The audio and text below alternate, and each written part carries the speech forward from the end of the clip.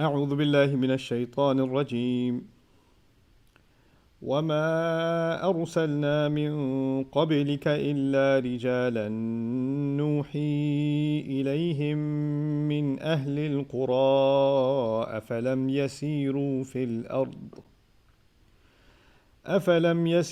في الأرض فينظروا كيف كان عاقبة الذين من قبلهم ولدار الآخرة خير للذين اتقوا أفلا تعقلون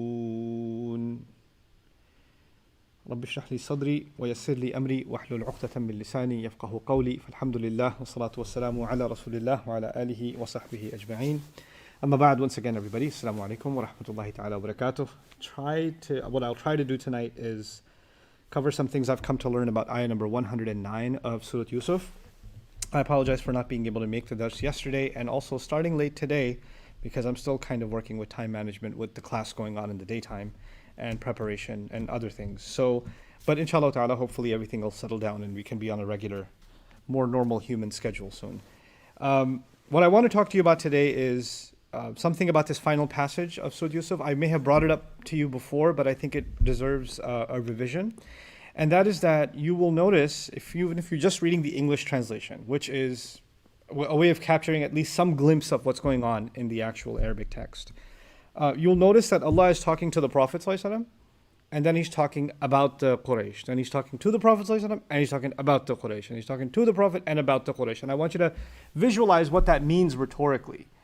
So there are two audiences, right? You're talking to someone and about someone, right? And of course, they can all hear you.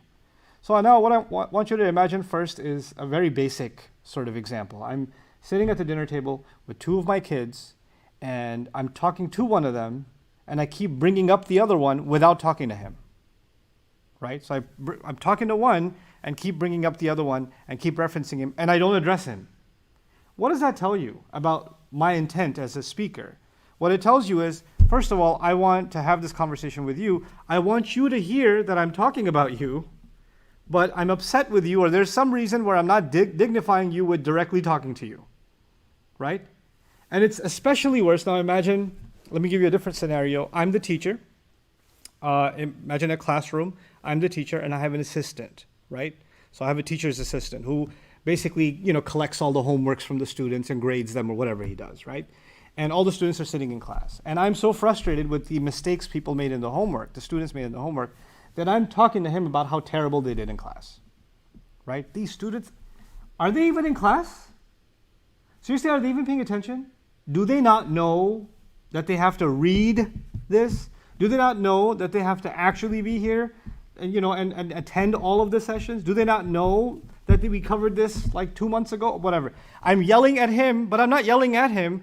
I'm yelling at them, and they can hear it, but I'm actually talking to him. And that's my way of expressing, first of all, the importance of his role, the TA's role. The TA almost becomes an important ambassador of the people, of the class in the classroom, right? And in fact, now they understand that when the TA is putting pressure on them, someone above him, the TA, the teacher, is actually putting pressure on him. And it also kind of instills a fear in them of the teacher, like, wow, he's really upset at us. So much so that he's not even talking to us directly, right? So this is in old Arabic rhetoric, in Balagha studies, this is called iltifat. A simple English word for that nowadays is transition. Meaning, it's like my eyes and my speech is focused towards one person while they can hear. The old Arabs used to have a saying, Iyaki a'ni wasma'i ya jarra, like the old famous saying, which is, back in the day, the Arabs didn't have apartments and like mansions and things like that. People were neighbors to each other, and the only thing separating them was a wall, right? So when people were discussing their business, the next door neighbor can hear everything, right? They can tell what's going on. They know everybody else's drama in the village. So there's a famous saying where the guy's yelling at his wife or his daughter or something. He says, I mean you, iyaki ya'ni. I'm talking to you, and I'm talking to you, wasma'i jara, and you can listen too, neighbor, because I know you're listening. Right? So the point is that there's an acknowledgement of the other audience that's there. If you keep that in mind, you'll notice from the very beginning, وَمَا أَكْثَرُ النَّاسِ وَلَوْ حَرَصْتَ بِمُؤْمِنِينَ Ayah 103.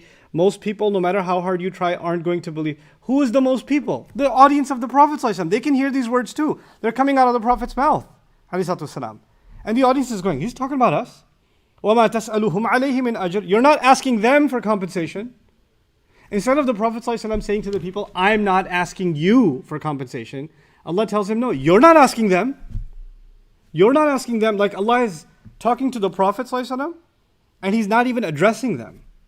إن هو إلا ذكر للعالمين وكأي من آية في السماوات والأرض يمرون عليها. How many miraculous signs in the skies and the earth do they pass by? Who is he talking to? The Prophet ﷺ. Who is he talking about? The Quraysh, the audience of the Prophet. Again, not talking to them directly. وهم مشركون, and they commit shirk. وهم مشركون. وَمَا يُؤْمِنُ أَكْثَرُهُمْ بِاللَّهِ إِلَّا وَهُمْ مُشْرِكُونَ. Most of them don't believe in Allah except they do shirk along with it. أَفَأَمِنُوا أَن تَأْتِيَهُمْ غَاشِيَةٌ مِّنْ عَذَابِ اللَّهِ. Are they feeling safe that a hovering, overarching punishment, a form of punishment of Allah will not come at them? أَوْ تَأْتِيَهُمُ السَّاعَةُ بَغْتَةً. Or the hour will arrive and attack them all of a sudden. وَهُمْ لَا يَشْعُرُونَ. And they will have no clue. قُلْ هَذِهِ سَبِيلِي. Tell them this is my path. Say this is my path. Ad'u ilallahi. So now, who's the Prophet talking to? The Prophet ﷺ himself. Allah is talking to the Prophet ﷺ. And the Quraysh are being talked about in the third person. This is the ayah we spent 3 sessions on. This is my path. I call to Allah with insight. Wa subhanallah. I and whoever follows me. Wa subhanallah. And I declare Allah's perfection beyond all flaw. And I'm not one to commit shirk. وَمَا أَرْسَلْنَا مِن Today's ayah. وَمَا أَرْسَلْنَا مِن قَبْلِكَ إِلَّا رِجَالًا نُوحِي إِلَيْهِمْ. And we didn't send since a long time before you, except men that we revealed to. إِلَّا رِجَالًا نُوحِي إِلَيْهِمْ. Another qira'ah of this ayah is إِلَّا رِجَالًا يُوحَى إِلَيْهِمْ. Except men that were given revelation. That revelation was given to, would be a good translation. So 2 ways of looking at it. We didn't send before you except men to whom we gave revelation, or we didn't send much before you except men to whom revelation was given. يُوحَى إِلَيْهِمْ. Min ahlil qura, from the people of the towns, from among the townsfolk. And that's something we'll dig into a little bit later. أَفَلَمْ يَسِيرُوا فِي الْأَرْضِ. Have they not then traveled around in the land, in the region? فَيَنْظُرُوا. And have they thus not, then they haven't they then seen? كَيْفَ كَانَ عَاقِبَةُ الَّذِينَ مِنْ قَبْلِهِمْ. How did the outcome look like? How did the outcome look for those who came from such long ago from before them? وَلَدَارُ الْآخِرَةِ خَيْرٌ. And the home of the home of the final life is better لِلَّذِينَ اتَّقَوْا, for those who cautioned themselves and protected themselves. أَفَلَا تَعْقِلُونَ. Why don't all of you understand? So one interesting thing here, for the first time, didn't they travel? Didn't they see what happened to previous nations? Right? They. And the ayah ends, أَفَلَا تَعْقِلُونَ. Why don't you all understand? In other words, there's a switch from all of you, from them to all of you.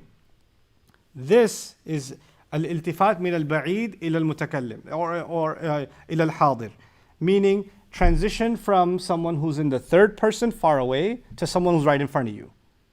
Right? So I say, for example, I give this example often, I don't get tired of it. So I find out that one student cheated on their exam in the classroom, right? I find out that they plagiarized. And I come in and I say, some students think they can get away with cheating. Some people think it's fine. They have no moral problem with it. They're studying Quran, but they don't seem to think that it's wrong to be dishonest and deceitful while engaging in the study of Allah's book. That doesn't seem to be a contradiction in their mind. And I keep using the word, some people. The kind of person, all third person, mysterious, right? So the one who does it is like, is he talking about me or somebody else? Probably not me. I'm still good because I ain't some people. That's not my name. And then all of a sudden I say, Kareem. By the way, if there's a Kareem watching, I'm sorry. Okay, so Kareem, can I talk to you for a minute? Ooh, Kareem's life flashes before his eyes, man. Because a second ago he was some people, he felt a sense of relief, right? Because it's what's called diffusion of responsibility. You know, sometimes young guys used to come and ask me, hey, Ustad, can you give me tips on how to give a khutbah, please? can I have a khutbah next week? I was like, okay, don't say some people. And don't just keep saying you, say we. Include everybody, including yourself. Don't talk down to people. And when you say some Muslims do this and some people do that, everybody in the audience is thinking, I'm sure there are some people like that. It ain't me though. Right? They can't connect with the third person because it's far away. And especially if someone's culprit or guilty, when they hear some people, they distance that from themselves even more. Like, hey, you didn't point the finger directly at me, so I'm good. Right? So here what Allah does, if we accept this qira'ah, this is the qira'ah of Hafs, and we'll talk about the other qira'at also. There are two issues of recitation variations in this ayah.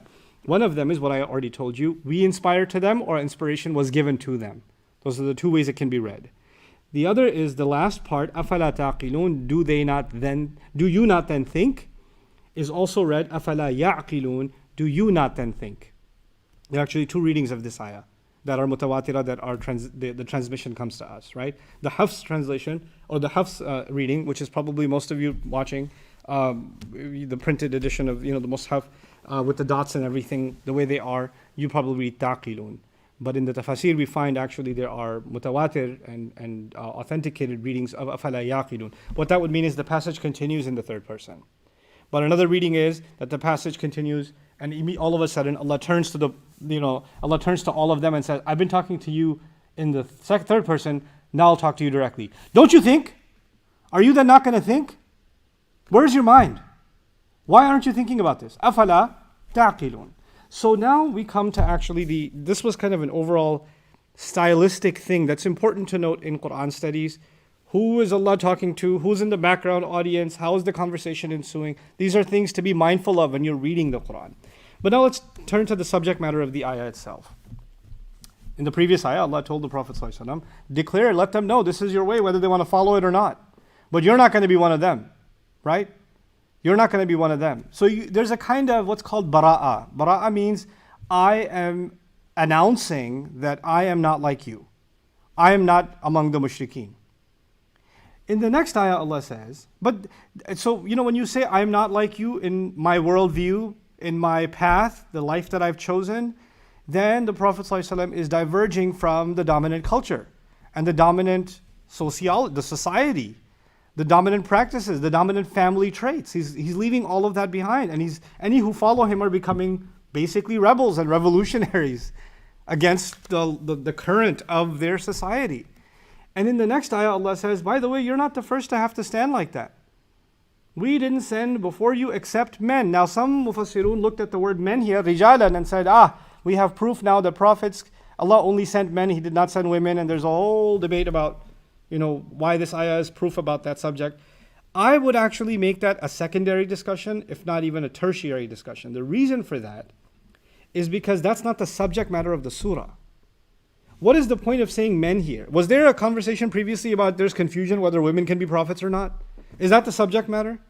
Is that, sometimes when you're talking about something and somebody wants to throw in a tangent and take the conversation in a different direction, right? That conversation may have its place. What is the Islamic evidence that prophethood is only for men? There's a place for that conversation. But in the course of discussing this surah, I would rather not go off on that tangent. I would rather stay on the subject that the surah is calling for. You wouldn't imagine that when this surah was being recited and all the thoughts that are running through the minds of somebody who's listening to Surah Yusuf, that now they're like, I wonder if Allah only sent men as prophets. I got the answer.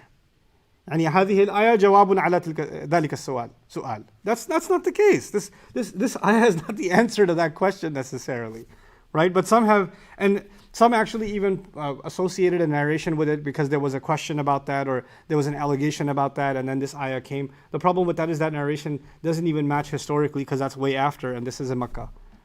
So you can't even tie those two things together. It doesn't make sense. But what is the point then? Okay, that's not the point. Then what is the point? The point is that Allah Azza wa Jalla is telling us one of two things. There's two basic ways of looking at this ayah. I'll share both and I'll tell you which one myself and Suhaib are inclined towards. But I'll share both with you. It all boils down to what you mean by qura. It says, men that we gave inspiration to from within the people of the towns, al-qura. So al-qura could mean big cities. Nowadays in modern Arabic, Fusha Arabic, qarya means village. Qarya means what? Village. But in old Arabic, qarya in the Quran is used even for Egypt, the Egyptian Empire. That's not no village, right? وَاسْأَلِ الْقَرْيَةِ الَّتِي كُنَّا فِيهَا. Just now, when the caravan came back to meet Yaqub and they said, well, they took the brother. And the father didn't believe them a second time. They said, go ask the qarya we were in. Go ask the town we were in. They were referring to what town? Egypt. Egypt is not the village. Egypt is the center of that civilization. I was asking Sahib, when did these pyramids exist? Like, did they exist at the time of Yusuf? And they weren't ruins by then, right? They were still in their heyday. These were like, they were creating heaven on earth kind of thing. That's what they were going for, right? He said they must have been around 1,000. We did some digging. Must have been about 1,000 years old by the time Yusuf alayhi salam's life takes place and this adventure takes place. So Egypt looks like that. And Allah calls it a qarya. You know what that tells you? That tells you that Quran's not using the word qarya as a village, right? It's using it, and sometimes in the Quran it's used interchangeably for Medina or city. So that's happened in the Quran. And in fact, it's even happened in this surah, because the women in the city were talking and spreading the rumor about the minister's wife. Remember that? Right? And that ayah uses the word al-Madina. And the brothers go back and use the word qarya for the same town. So qarya and Medina can refer to the same thing. Now the discussion is, well, is it referring to large towns, big towns? Why is Allah using the word qarya? Why would Allah use the word Medina? Because those are the two words that occur almost interchangeably in the Quran. Medina means city, qarya means township, right? How are they interchangeably used? It seems to be the case that when Allah highlights people doing or unified on something, when people are united in doing something, at-tajamu', because qara actually has to do with unification. So when people are united on one culture, or united in one cause, or united on one religion, or united under one nationality, and there's no diversity, Allah is highlighting how everybody's kind of synchronized and following the same thing, then qarya is kind of the more suitable, subtle suggestion to describe that place. And that same place, when you want to describe its civilization, its diversity, its development, its hustle and bustle, then the word Medina is more appropriate.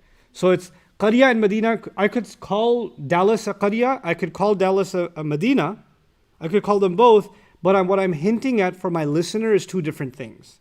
I'm highlighting how people are all on the same page in certain things when I say qarya. And I'm highlighting its diversity and its development and all that stuff when I'm using the word Medina. So it's interesting in the Quran when Allah talks about destroying towns or towns that were punished, He never uses mudun or cities or countries. He uses the word qura. Qura is the plural of qarya. To suggest perhaps that these places that were destroyed, it's not the places that were cursed. It's not the location. It's the people that were unified on the wrong thing. That's what made them punishment worthy. You understand?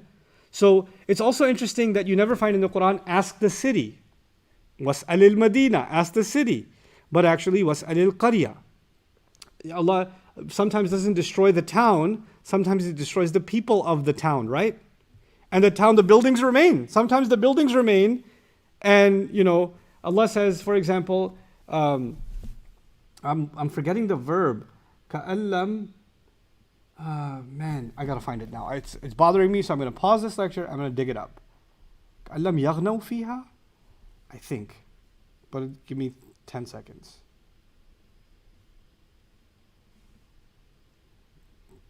Ka'allam takun, no. Ka'allam yaghnaw. Yeah, I was right. Oh wow. Okay, I got it right. Alhamdulillah. Ka'allam yaghnaw fiha. When Shu'aib's town was destroyed, as if they never lived there.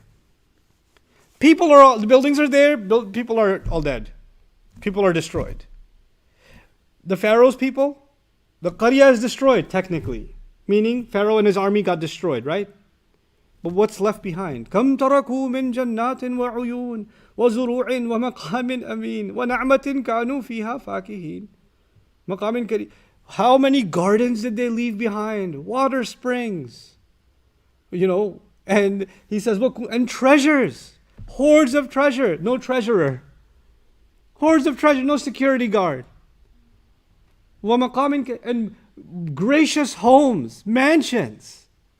وَنَعْمَةٍ and luxuries كَانُوا فِيهَا فَاكِهِينَ that used to make them smile every day. They were living in luxury. How much of that did they leave behind? فَمَا بَكَتْ عَلَيْهِمُ السَّمَاءُ وَالْأَرْضُ But when they were gone, neither the sky cried for them nor the earth. What epic language in the Quran for when He did away with that people. In the Quran's language, we would describe that as the qarya being destroyed, while the civilization, the structure remains, right? It's the people that got destroyed. Now, the issue is, some have, the debate in scholarly circles is about, well, Allah sends prophets to big cities, right? The history of prophets is that they were sent to large civilizational centers. And then the counter argument became, well, Allah didn't send Yaqub to a city center. Yaqub alayhi salam was in a small town of Canaan, no name place, right? And how can you say that Allah only sends messengers, prophets to, big cities? I'll share my understanding of this issue with you. Perhaps in your own studies, you'll come to find that there's disagreement about that from what I share with you. I'm open about that. This is not what I consider to be the absolute truth, what I consider to be the most convincing position. I do believe that there is enough evidence in the Quran to say that prophets and messengers are two separate institutions. And prophets are all human beings that receive revelation. All of them can be considered prophets. But only some of them are considered messengers. So if you want to put it one way, all messengers are prophets. But not all prophets are messengers. Think of it like, all these athletes are official athletes of the league, but not all of them are on this team. There's a particular team within the league where some belong, right? They're still part of the league, but they have a special squad of their own, right? Now, why is that important to understand? It seems to be the case that in the Quran we learn that prophets are people that Allah gave revelation to, but He didn't necessarily send them to a town or a city to warn the people, to say that they better believe in Allah, and if they don't believe in Allah, then punishment of Allah will come and they better change their ways because they are headed towards destruction. And then the people ridiculed them, and then they disbelieved in them and even tried to kill them. And then He would give them miracles, not just revelations, but He would show them miracles and they would still disbelieve in Him. That saga is not necessarily the case of all prophets, but it certainly happens with messengers. Now, the Arabic word for messengers would be Rasul, and the Arabic word for prophet would be Nabi. Rasul, a messenger, is someone who delivers a message. Literally, in English, messenger, the job of a messenger is what? Delivering a message. In other words, his job is to take a message that came from the heavens, from Allah, to deliver it to the people. So messengers are on a mission. Messengers are on a mission. And Allah will never let their mission fail. Allah will make sure that their mission is successful. And it makes logical sense that those men that Allah inspired, like him, like the Rasul Sallallahu Alaihi Wasallam, our Messenger Sallallahu Alaihi Wasallam, were sent to major cities. You know why? Because like the example of Egypt just now, Egypt was the economic capital of the region, yes or no? By comparison, the Prophet Sallallahu Alaihi Wasallam is in Mecca. For all the Arabian region, for the entire desert of Hijaz, what is the economic capital of that region? What is the Egypt of that region? It's Mecca, right? Now, why is that important? Because people are going to come there for one reason or the other. They're going to come there for economic reasons. They're going to come there for pilgrimage. They're going to come there because it's the cultural city center. They're going to come there because every main road goes through them, right? Because they're the ones that develop the road infrastructure, because they're the main people. They're the main city. So they become kind of the heart that pumps the economy and the culture to the rest of society. So when a place becomes an economic capital, then it starts to become a cultural capital too, right? So when a place is economically significant, then it becomes the educational center for a society. It becomes the cultural and the arts center for that society. Then it starts becoming the, a musical center for that society. It starts becoming the, the philosophical center for that society. And other places start getting impacted by what they do, right? So you can have, like back in the day, the role that New York City, for example, played. For people that live outside of the United States, they're picture of what is America, right? It was like the tall buildings in New York City. That ain't America, but that's a very small part of America. But the point is, it became a cultural phenomenon, right? It's a trend setting, or what the role London has in the United Kingdom, for example, right? These are cultural capitals. And then if you take some small town in Wyoming, or some municipality in Idaho, right? Or you go to Tyler, Texas, or something, somewhere out in the outskirts. They have a town too, sure.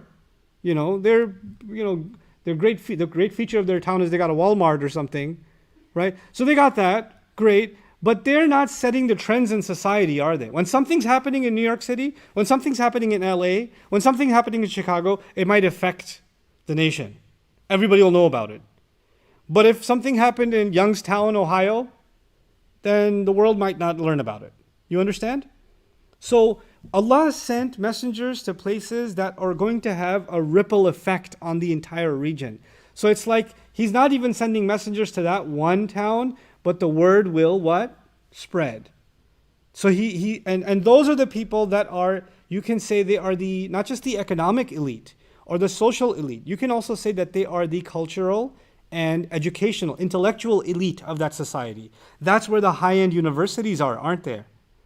That's where the top-notch intellectuals are, right? And so when you go there, you're challenging the brain trust of that society. It might be easier to go and preach your message to farmers, or to go preach your message to Bedouins who don't know any better. But the people that have traveled internationally, that have done the trade, that know how politics work, that know history, that are exposed to different religious views, when you take your message to them, isn't it far more challenging? Allah sent His prophets to the most challenging places.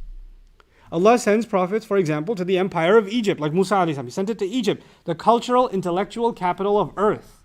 He sent them there for that reason. But the exception to that, in the isolated desert of Arabia, He sent our Prophet sallallahu alaihi wasallam, right?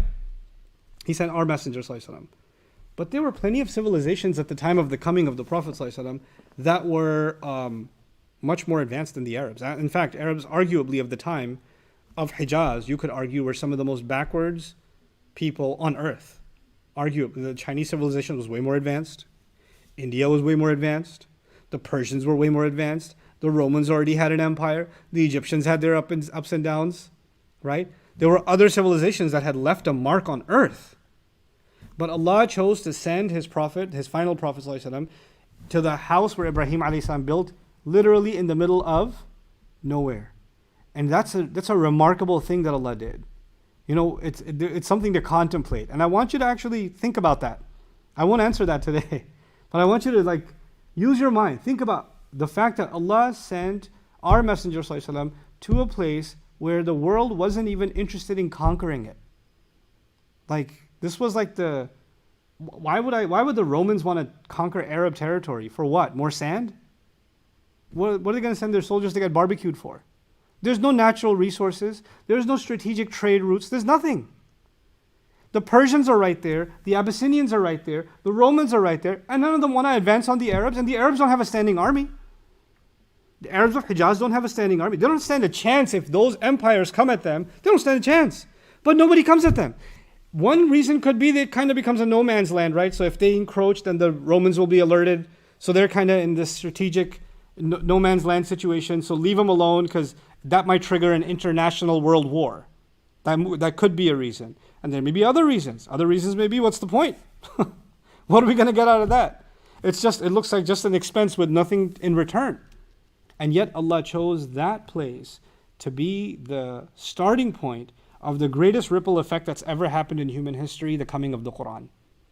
The coming of Muhammad Rasulullah sallallahu alaihi wasallam. So one way of looking at this ayah is Allah did send people to cultural capitals. And in the case, I can't help but drop some nuggets at you. Allah sent His messenger to Mecca, and within a generation, Mecca and this message became the cultural, intellectual capital for much of the civilized world. Like the ancient Persian Empire and the historic Roman Empire and the ancient Indian peoples and the African peoples that have their own history, their own philosophy, their own religious traditions, now their best minds are becoming scholars of Islam. and studying the Quran, right? And this no-name place from the world standard becomes the intellectual standard. Man, it's just, from a political science point of view, from a sociological point of view, that history is mind-boggling. It's so silly to reduce it to wars. It's so silly. It's easy to conquer a nation with an army, right? But can you conquer their culture? Can you conquer their longing to go back to the way things were? You can take over a nation today. Haven't superpowers taken over countries today? Hasn't that happened? But guerrilla warfare continues. Civil war continues. The call to independence against the occupier, yes or no? How is Islam spreading and spreading and spreading? And as it's spreading, people are embracing it and they're shedding cultures behind. This is a pretty important question. And to reduce the spread of Islam to war and to reduce it to battles won is simply just not understanding history. It's not understanding something very profound. Allah says to His Messenger when He's in Makkah, the Prophet doesn't know yet that this earth, like the hadith comes later on, the Prophet ﷺ said, "Inna Allah zawali al-ard fara'aytu mashariqaha wa magharibaha." Allah folded the earth for me and I saw its easts and its wests. Right? And He saw Islam everywhere, the flag of Islam, like Islam spreads everywhere. Everywhere. This concept is one of the most mind-boggling things to me personally, as a citizen of this faith, and as someone who's traveled just a little bit. Man, there are times when I travel and I'm like on some other obscure end of the planet, and you meet a Muslim and you're like, Allah really meant every corner of the world. Like, it's incredible what Allah has given us. But now let's look at the other side of this equation. You see, there are three phrases. We didn't send anyone from before you except men. Phrase number one, men. Nuhi ilayhim, that we inspired. That's phrase number two. Min ahlil qura, from the people of the town. From among the citizenship of the town. I would like you to put 1 and 3 together. Meaning, men from among the town folk. What that would mean then is that we never sent anybody except one of the people. He was just one of the men from the town. We didn't send an angel from above. We sent someone people can relate to, someone who was among them, who was seen as a citizen of that town. In fact, even when he wasn't a citizen, they would think of him as more loyal to the well-being of a nation than even their locals, like Yusuf alayhi salam, like Musa alayhi salam. He has more credibility among the people than even the locals, right? So he's from them, meaning he wants the best for them. But Allah would appoint these prophets, and they wouldn't be from some elite, top-down kind of position, even though if you look at it, even when Allah put somebody from an elite position, He would put them in a human place, in a very relatable place. And with Yusuf alayhi salam, He started him from a very relatable, very human position, and then brought him upwards, right? So people see him as one of theirs, right? A lot of candidates nowadays in political campaigns, they're like, I used to work minimum wage. I worked on a farm. My daddy owned a farm. And they'll talk about this kind of stuff to be able to relate to that voter block, right? But Yusuf alayhi salam has lived that life himself. Rasul sallallahu alayhi wasallam has herded sheep. Rasul sallallahu alayhi wasallam has been among the town. He solved their disputes before he was a prophet. So Allah is saying, we never sent anybody except regular people that were among the town. And what set them apart? So the two things are, they were men, they were from among the town. And what's the middle that sets them apart? Yuha ilayhim or nuhi ilayhim, we gave inspiration to them. Allah is telling the Prophet ﷺ, you are one of them. You just told them that you're not a mushrik. Ma'ana minal mushrikin. In the previous ayah, I commanded you to say, you're not from those who do shirk. But let me tell you something. I've always sent people that were part of the citizenship, that were one of the people, a people's people, a people's person. That's who I sent. But every time the distinction was, I would separate their worldview, their hearts from the people by one thing, inspiration that was given to them. I still love you, I still care for you, I still want what's best for this town, but now what I know is best for this town is inspired by revelation that's been given to me. That's the only difference. My view of what is good and what is bad has changed. My view of truth and falsehood has changed. It's inspired by this revelation. That's the only difference. But notice the first phrase, rijalan, and the third phrase, min ahlil qura, all goes back to the people. I'm just a regular person, and I want what's best for you. And what's in the middle is revelation is what separates me. So it informs, first of all, I'm just a human being. Just because I get revelation doesn't make me an angel. And on the other side, I get this revelation not against you, but for you, because I'm from among you.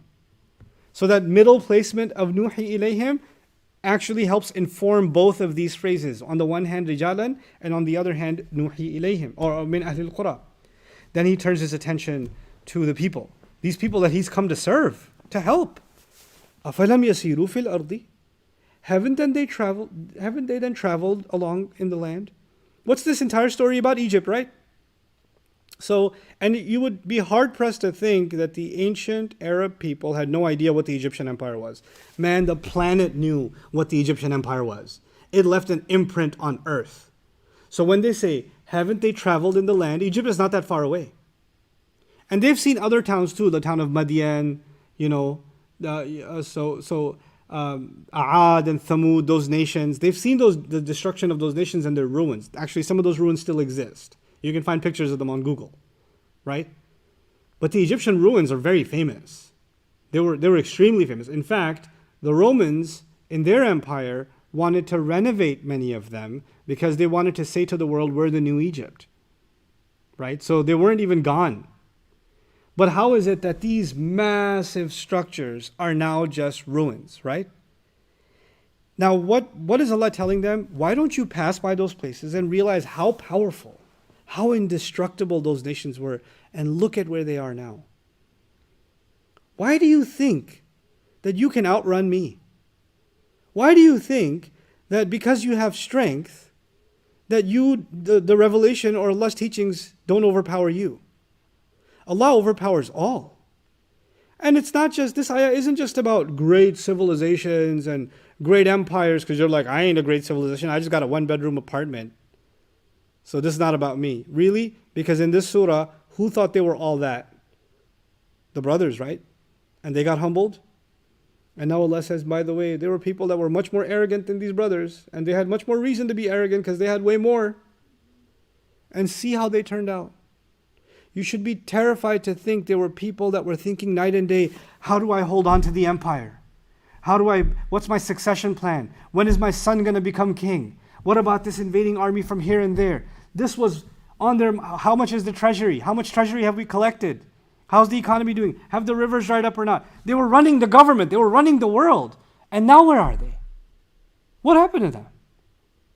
They are deep under the ground. You know, the Sphinx that you guys see pictures of in Google, and some of you have actually gone and seen, wasn't actually known a couple of 100 years ago because it was buried deep under sand. It was rediscovered.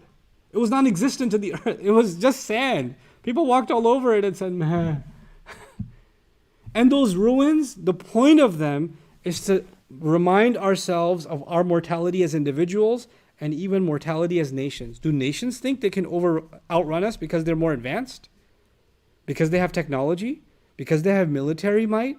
Because they have economic advantages? Because they have higher education? Because they have infrastructure? Weren't these the things that made them superior?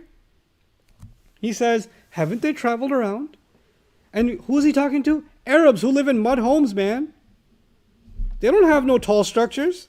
They got no pyramids in Mecca. The architectural highlight of Mecca is the Kaaba. That's the highlight of it, even at that time, right? So Allah is like, why are you? There are people that are much more advanced than you, whose ruins you walk by. Why do you think you're all that? And this is a highlight to the irony of arrogance.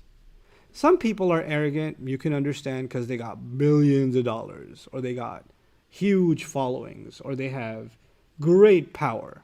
They have a presidency, a kingdom. They have a business empire.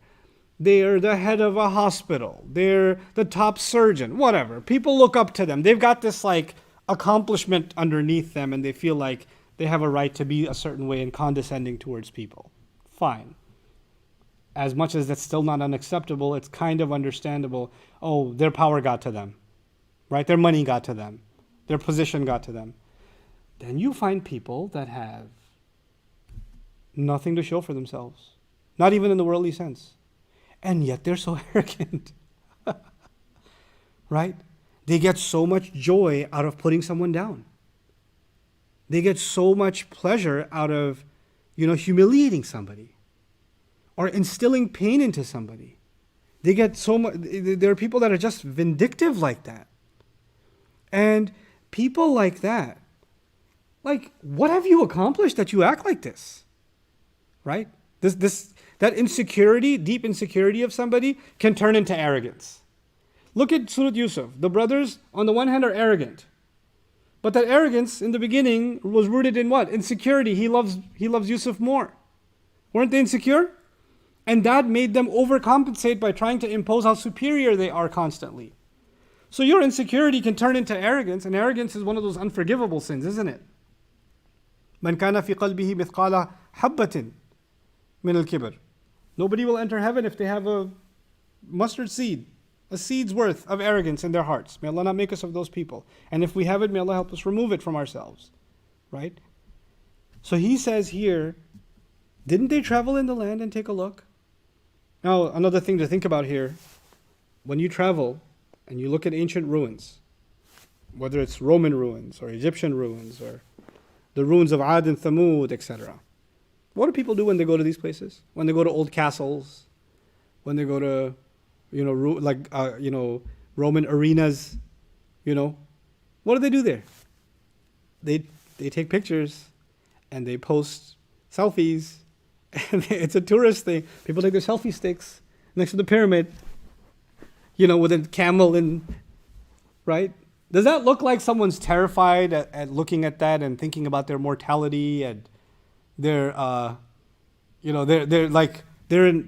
awe of what Allah did to these people and how their arrogance came down crashing on them? Is that what's on their mind? Or this is so cool. Take a picture from here. This is a better angle.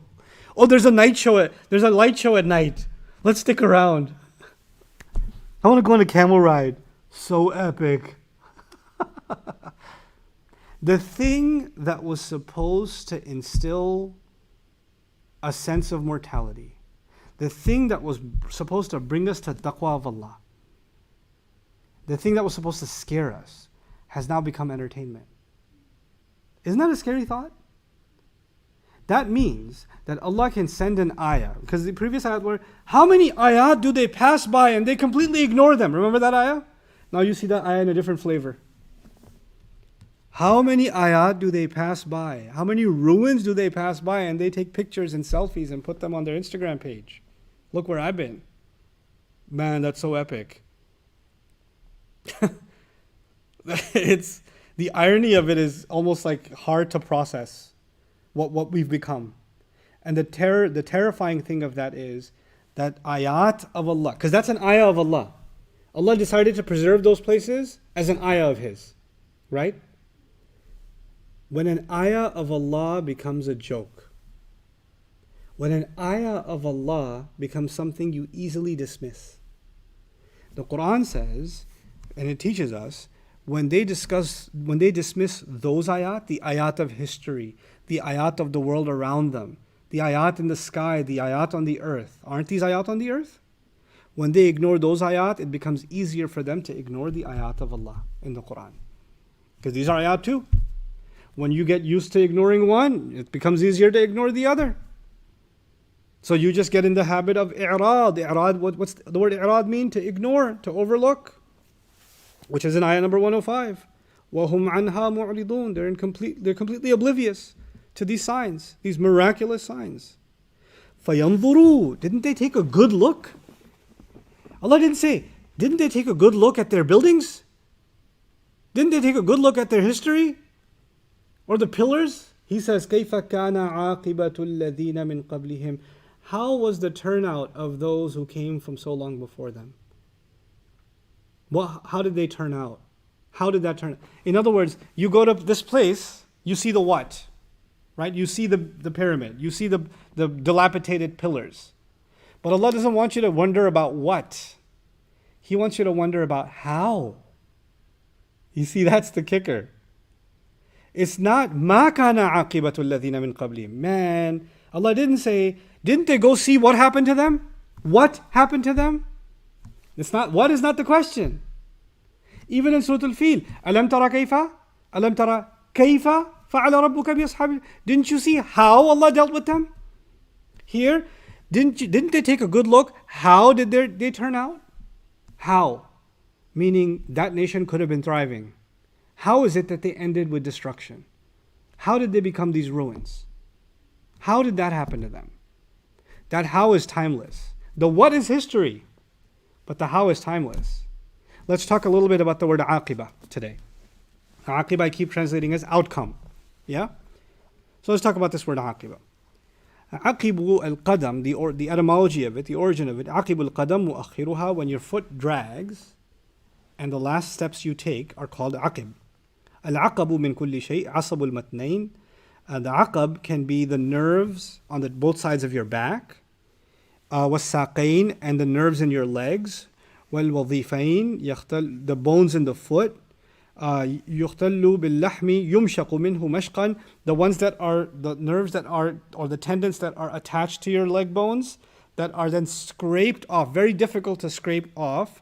وينقى ويهذب وينقى من اللحم ويسمى منه الوتر, the ones that are cleaned off the bone and then straightened out. The part that's really clingy to the bone, this fine piece of nerve that is attached to the bone or flesh, that's extremely hard to pull off.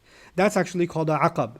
وعقبة القدر, and the pot that you cook in, the bottom of it when you're done cooking, and there's stuff that's kind of stuck at the bottom, especially when I cook because I overcook and then it burns, and then there's a thing at the bottom that requires some kind of, nuclear chemicals to take off, and you have to put a hazmat suit on and all that stuff.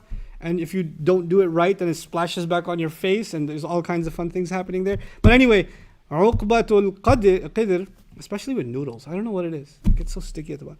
Anyway, that's actually called a uqba. مَلْتَزَقَ بِأَسْفَلِهَا مِنْ تَابِلْ وَغَيْرِهِ, waste or spices that get stuck to the bottom of the pan, almost become one with it. They fuse with it, right? Some of you just give up on that, and the bottom of your pan looks like the map of Pakistan, and you just give up. You're just like, just leave it there. It's okay. Free ingredients for next time. Disgusting. وَمِنْ ذَلِكَ العقبة, and same, now another word عقبة from the same origin, الجبل الطويل يعرض للطريق فيؤخذ فيه وهو طويل صعب شديد. A path in the mountains that it's kind of like endless. It just stays, and you keep going and going, and there's just when you think you're over the mountain range, there's another 20 mountains you can see in the view. When you get past them, there's another endless horizon in front of you. That's called عقبة.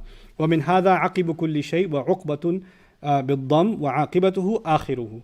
So the last of something is one kind of meaning of aqiba. يقال جاء في عقب الشهر. They also say somebody came in the aqb of the month, which means they came at the end of the month, the very last of the month. And they say إذا جاء في الأيام الأخيرة منه بالضم. So عقب الشهر would be when they come even after the month is over. وعقب الإنسان, listen to this, وعقب الإنسان وعاقبته ولده وولد ولده الباقون من بعده يتبعون أثره لاصقين به من خلفه لأنهم نسله. It means that the aqab of a person, or the aqib of a person, is their children and their children's children. What's left behind from the food is the stuff that's stuck on the bottom. What's left behind of you is these children and their children and their children. What the last of your remnants, right? So you know how people say, oh, you got your grandma's eyes? Yeah, that's all that's left of her now. Right? She passed, that's all that's left of her. And that's going to pass on, right? To some remnant of somebody. A little bit of that left. Oh, you smile like your uncle. Or you smile like your great-grandfather, or something like that, right? That would be the aqib of the children's children, like that. Or you see like a great-grandpa's black and white photo, and like, oh, that looks like me in high school, right? So that would be a aqib. So now overall, المعنى المحوري لحاق غليظ بآخر الشيء. When something tough sticks together at the very end of something. أو خلفه, or behind it. ينغمس فيه ويمتد معه, that stays with it for long. Basically, العاقبة أصلها كل ما يأتي في عقب الشيء أي آخره. Everything that comes at the very end is called عاقبة. أي هي ما يؤول إليه أمره. That's what something leads to. Basically, cooking led to that sticky stuff at the bottom, right? having children eventually led to these traits that got passed down. Aqiba is used in the Quran. Now here's the connection. Aqiba is used in the Quran to describe the stuff you do in this life. There's an effect of it that sticks to you. And that stuff will eventually come, and that's the outcome of what you did. Everything else will disappear. Everything else will evaporate. The only thing that will be left is these remnants and these effects of your actions. Sometimes Allah will describe them as footsteps. Because when you walk in the sand, you leave footsteps behind. Sometimes Allah will describe them as aqibah, the traces that you leave behind of your deeds. He says, كَيْفَ كَانَ عَاقِبَةُ الَّذِينَ مِنْ قَبْلِهِمْ. What were the traces or the remnants of those who came much before? How were their outcomes? Meaning the outcome of their deeds, what they were committing themselves to, what they were gluing to themselves is this terrible outcome. Prophets came to unglue that from them. And they didn't want to separate themselves from this terrible, destructive, self-destructive path. They just didn't want to separate themselves from it. من قبله كيف كان عاقبة الذين من قبلهم ولدار الآخرة خير للذين اتقوا. And the home of the eventual. So this is their aqibah, but the home that's even more final after that. So there's the aqibah in this world, which are the ruins. But there's an akhirah after the aqibah.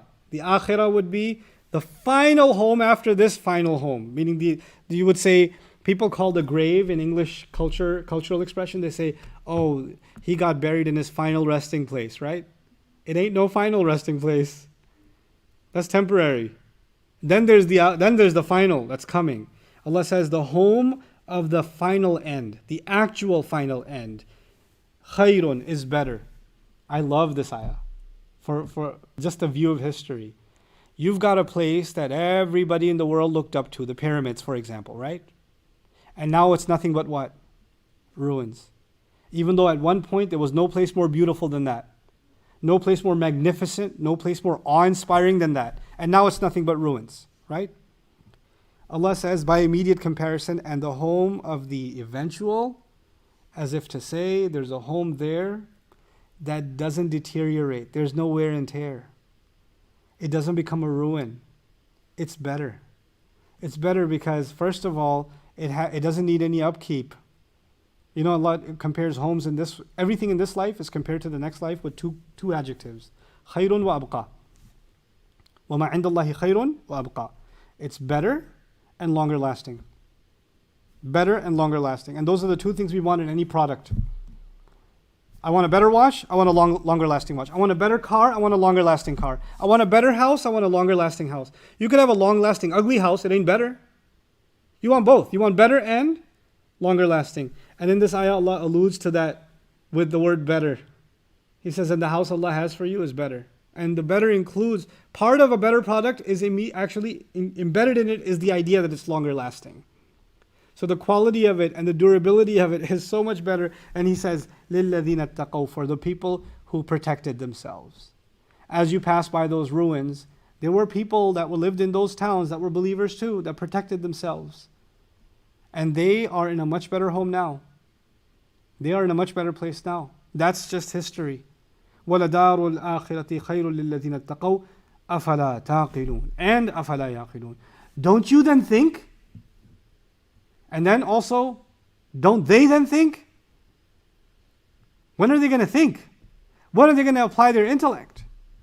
This question should be asked to the Quraysh, but this question, أَفَلَا تَعْقِلُونَ, just reading it today in 2020, could be asked of you and me.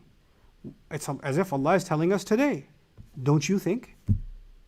You haven't thought about this? You haven't exercised your intellect? It's a very probing switch to the second person. As if, even as a reader today, you were reading about the Prophet and Quraysh, and the Prophet ﷺ and Quraysh, and the Prophet ﷺ and Quraysh, and then all of a sudden Allah said, and you don't think? You're like, oh, this was about me. Oh, this wasn't about the history lesson. This was about me. And that's what Allah has done here, remarkably in the second person reading. أَفَلَا يَعْقِلُونَ, don't they then think? And also even then, it's a present tense verb. What that means then is, it has continuous effect, even today. Aren't we the kind of people that are going to think? I leave you with thoughts about the word yaqilun, inshallah, because that's going to come up again, and we're going to build on it in 2 ayahs from now, and that'll be the last thing I share with you today. Aqal in Arabic, Urdu speakers use it. Aqal istamal karo. Aqal is the mind. But aqala in Arabic is actually the verb for tying something. So aqalat al-mar'atu sha'raha, the woman tied her hair. And the ancient Arabs used to wear, the Khalijis used like the scarf thingy, and they got the rubber doohickey thingy on top. The rubber doohickey thingy is actually called a iqal. They call it igal now, but iqal is the proper pronunciation. And the iqal was not always made of rubber, and its purpose was not to have the scarf fly off into space. The purpose of the iqal was actually, it used to be a rope, and they used to wrap it around their head. And then when they parked their camel somewhere, because the camel doesn't come with anti-lock brakes, they used to take that rope off and tie what? The camel up. And when they were done with that, they would wrap it around their head again. So actually, the iqal is the wrap around the head, and it is associated with tying your animal, knotting up the animal. The two themes inside the word aqal are, again, something that wraps around the head and something that restrains. In ancient Arab philosophy, the mind is two things. Obviously, the mind is here, literally. So in Arab culture, when something is close to something, you call it the same thing. So the Arab poet can call your sword your leg. You know why? Because it's attached to your leg, right? So they can do that. By association, they can. So instead of calling it a fruit, they can call it, I ate the tree, in Arab cultural language. That doesn't mean they went on a bark and that's not what that means. That means they plucked the fruit and ate the fruit, right? Even though Quran uses that, ذَاقَ الشَّجَرَةَ, they tasted the tree. Allah doesn't say they taste the fruit of the tree, He said they tasted the tree. That's the Arab sensibility of saying something. Now, the reason I bring that up is, obviously the mind is up here, but the theme they associated with it is the ability to restrain yourself. True intellect is the ability to restrain yourself. And the opposite of aqil is a jahil who has the inability to restrain themselves. Now, if I'm too angry, then I'll say things I'll regret later, yes or no? If I'm too scared, I might take action that I'll regret later. If I'm too greedy, or if I'm too in the heat of the moment, if I'm too vulnerable, when any emotion takes over and I'm not able to restrain it, then the brain stops working, right? Aqal in Arabic is not being smart. Aqal in Arabic is first tie your emotions up. You can have them, but have them within a leash. Don't let them go everywhere. Have them within a leash. And once you have them within a leash, then you can actually think clearly. Until your anger settles down, you can't think clearly. Until your fear settles down, you can't make a rational decision. You can't make a real decision when you're duped in one emotion or the other. In deep sadness, you can't make a rational decision. You have to restrain those emotions and then be able to think. You understand? When Allah says, أَفَلَا تَعْقِلُونَ, there's actually a pretty deep wisdom inside that. What keeps you from controlling your emotions? That you don't put them on pause for a moment and actually think. It's as if when we become people of impulses, I want to show off, I want to show off online, or I want to entertain myself, or I want to give myself pleasure in this way, or this way. I want to consume this, or this. Any impulse comes, any emotion comes, we want to surrender to it. There are no leashes on it. There's no restraints on it. When those restraints aren't there, our ability to think isn't there. We're too consumed by our emotions. We become emotional beings. And when we become entirely emotional beings, we cease to become thinking beings. Our feelings run us. Our feelings control us. We don't control our feelings. You understand? So there's the real you. The real me is actually someone who is riding this horse. This horse, we'll call it our emotions. And it's got reins. And it's a wild horse. It runs fast, that nafs of ours. And we've got to be able to pull these reins and control it. Not stop it, not kill it, because we need our feelings too. But we need to control them to be able to think clearly about things. Why is it that you think that a young teenager, for example, is not able to think about their purpose in life, or contemplate a mountain, Or just look up at the sky and think about how they should be grateful to Allah for the rain. And when you tell them those things, they say, uh-huh. Right? You know why? Because their feelings are engrossed somewhere else. Their feelings are unchecked, their emotions are unchecked, and they're running in many different directions, keeping their mind from being able to think what it's supposed to think. That's when you can go to a pyramid, and instead of seeing what you're supposed to see, your desire to show off your selfie and the filter you're going to put on it is more important. Because أَفَلَا تَعْقِلُونَ is taking place. This is actually the Quran, this is Quranic philosophy. This is the Quran's way of teaching you and me how to actually become the kind of people Quran wants us to become. We're entitled to our emotions, but we need to learn how to curb them within bounds, within healthy bounds, those bounds that Allah teaches, those bounds that are deep inside of ourselves too. We know them. We actually know them. You know the worst sinners in the Quran, one of the worst words for sinners in the Quran is al-fujjar. Al-fujjar. Al-fujjar actually comes from the word fajr. Fajr means the explosion of light in the morning. That's why it's called the fajr prayer. A fajr is someone who explodes into sin with every impulse. A feeling comes to them, they just do it. They give in to every emotion. Literally, Allah describes وَاتَّبَعَ هَوَاهُ. They follow their whims. They follow their whims. They get a feeling, they want to do it. You know, and I just want to feel happy. Why can't you just let me feel happy? Because your feel happy is your God. That's who you actually start worshipping.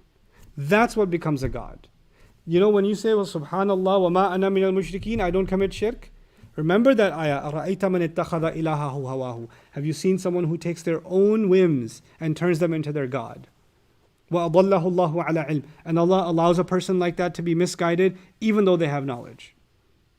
وَخَتَمَ عَلَى سَمْعِهِ وَقَلْبِهِ. And puts a seal on their hearing and on their heart. وَجَعَلَ عَلَى بَصَرِهِ غِشَاوَةً. And puts a covering over their eyes.